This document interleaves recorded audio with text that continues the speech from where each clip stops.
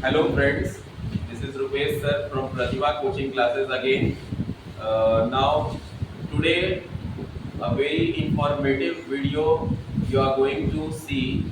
आज बहुत ही एक इंफॉर्मेटिव वीडियो आप देखने जा रहे हैं और आज जो ये वीडियो आप देखिएगा ये कॉम्पिटिटिव साइंस वीडियो 1 है और इसमें सैनिक स्कूल नवोदय सिमुलतुल्ला के जो स्टूडेंट्स तैयारी कर रहे हैं उनके लिए ये बहुत ही इंफॉर्मेटिव और नॉलेजेबल है। So let's start competitive science video 1 with the topic water cycle evaporation condensation. So let's see what is water cycle. Water cycle का मतलब क्या होता है पहले इसके बारे में हम लोग समझते हैं। साइकिल मीन्स आप लोग जानते हैं कि साइकिल आप लोग चलाते हैं उसका जो पहिया होता है वो पूरी तरह से गोल है and our earth is also spherical in shape, वो भी एक तरह से गोल ही है। अगर हम कोई चीज कहीं से कुछ स्टार्ट करते हैं तो वो एंड भी हो जाता है, वहीं पर जाता है। So water cycle is also a cycle in which water changes into 3 states and again it comes back to its first state. तो सबसे पहले वाटर साइकिल है क्या, वाटर साइकिल का मतलब क्या है। So the process in which water keeps changing it's form, the process in which water keeps changing it's form. Form का मतलब होता है रूप। तो पानी के बहुत सारे रूप हैं, जैसे आइस है, बर्फ, वो सॉलिड वाला रूप है। फिर उसका वेपर भाप बन जाता है तो वो गैस वाला रूप है। और लिक्विड जो है वो वाटर। तो there are 3 forms of water. वही जो है वाटर साइकिल में बार बार एक दूसरे फॉर्म में चेंज होते हैं। तो the process in which water keeps changing it's form continuously on, और वो बार बार चेंज होते रहते हैं और बार बार वो अपने पुराने वाले स्टेट में आते रहते हैं above and below the earth surface. और ये जो वाटर साइकिल अपने फॉर्म को चेंज करते हैं, अपने रूप को चेंज करते हैं, ये अबव द अर्थ सरफेस होता है या on the earth surface. Okay, तो through the process like evaporation, condensation and precipitation, ये जो वाटर साइकिल है ये 3 इसके प्रोसेस हैं। First step is evaporation, second step is you can see condensation and third step is precipitation. So what do you mean by evaporation? आप evaporation का मतलब क्या समझते हैं?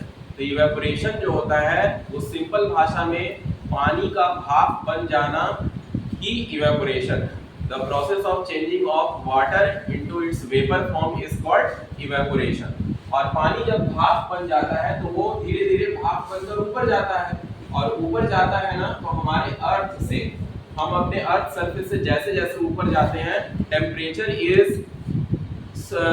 इज मूविंग डाउन और it is coming down. Temperature धीरे धीरे कम होता है और गैस जो वाटर वेपर है जो गैस के फॉर्म में, वो ऊपर जब जाएंगे तो वो धीरे धीरे टेम्परेचर कम होने की वजह से गैस के एटम्स और मॉलिक्यूल्स पास आते हैं। जो we can say atom is hydrogen and oxygen, वो पास आते हैं और पास होने के बाद फिर वो अपने वाटर वाले स्टेट में बदल जाते हैं। And after changing in water it forms a cloud. वो जो वेपर जो गैस था वो भाप बनता है और भाप बनकर ऊपर जाता है, और ऊपर जाने के टाइम टेम्परेचर धीरे धीरे कम होता है, और टेम्परेचर कम होता है तो उसके जो भाप या गैस के जो मॉलिक्यूल्स है वो पास क्लोज आएंगे और फिर से वो वाटर में बदल जाएंगे, और वो वाटर जो होता है वो क्लाउड्स के फॉर्म में अवेलेबल है। आपके मन में एक क्वेश्चन होगा कि बादल क्या होता है? बादल हम लोग देखते हैं लेकिन बादल का मीनिंग नहीं समझ पाते कि what is cloud. So you know what is cloud? Cloud is millions of droplets of water combines and forms clouds. Millions of water droplets combines and forms cloud. बहुत लाखों जो है लाखों बूंद पानी के एक साथ मिल जाते हैं और वही सभी बूंद एक साथ क्या कहलाते हैं? बादल कहलाते हैं। और वो जब बादल पे जब प्रेशर बढ़ जाता है, जब दबाव बादल का बढ़ जाता है, then all those water comes on the earth again in the form of rain, and that process is called as precipitation. जब रेनफॉल होता है, जब बारिश होता है, तो वो बादल जो बनता है ना, तो उसमें से पानी जो रहते हैं वो बहुत प्रेशराइज, बहुत दबाव में बन जाते हैं। वो पानी बहुत दबाव में रहते हैं। तो जब किसी के ऊपर दबाव पड़ता है तो वो हमेशा गिरेगा ही, और वो सारे बादल के अंदर जो पानी थे वो धीरे धीरे अर्थ की तरफ आते हैं, और it comes in the form of rain, वो बारिश के फॉर्म में रूप में आते हैं। और इस प्रोसेस को हमने क्या बोला, प्रेसिपिटेशन। और बीच का जो एक स्टेप था, फॉर्मेशन ऑफ क्लाउड्स, जो पानी के भाप से बादल बने थे, उसमें जो बारिश था, तो पानी के भाप से जो बादल में पानी आए थे, that process is called as condensation. उस प्रोसेस को हमने क्या बोला, कंडेंसेशन बोला। Now all of you have understood the meaning of these three process, and in these three process water cycle are in the form of three state। जो पहला state है वो गैस है, that is called as evaporation। evaporation से वो बनता है gas. और सेकंड स्टेप जो है वो कंडेंसेशन, वो जो गैस होते हैं उसके मॉलिक्यूल्स एटम्स पास क्लोज आते हैं और वो लिक्विड या सॉलिड में बन जाते हैं। Solid means ice. कभी कभी ना बर्फ का ही बारिश होने लगता है, तो वो जो बर्फ होता है वो सॉलिड होता है, और उसे हम कंडेंसेशन प्रोसेस से मिल सकता है हमें। एंड लिक्विड, फिर जो बारिश होता है वो लिक्विड है, and it comes in the form of rain, and the process is called as precipitation.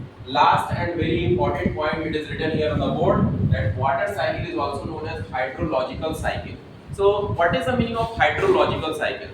You know, hydro word is prefix in science। hydro word जो होता है वो साइंस में प्रीफिक्स होता है, और जब भी हाइड्रो वर्ड किसी चीज में अगर लग गया तो उसका मतलब होता है रिलेटेड टू वाटर। जैसे हाइड्रोलॉजिकल साइकिल है, और भी बहुत सारे वर्ड है जिसमें हाइड्रो प्रीफिक्स फॉर्म में आते हैं। So I hope all of you have understood the meaning of water cycle and its three stages। We can also say water cycle is a three-tier process। Water cycle जो है वो three-tier process है, 3 tyre में वो पूरा complete हो रहा है। And those 3 tiers are evaporation, condensation and precipitation। Thank you and have a nice day।